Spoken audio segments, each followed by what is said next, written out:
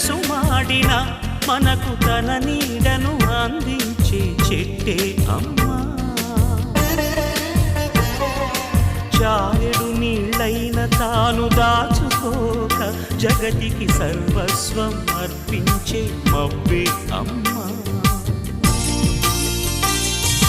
ఆ అమ్మలనే మించిన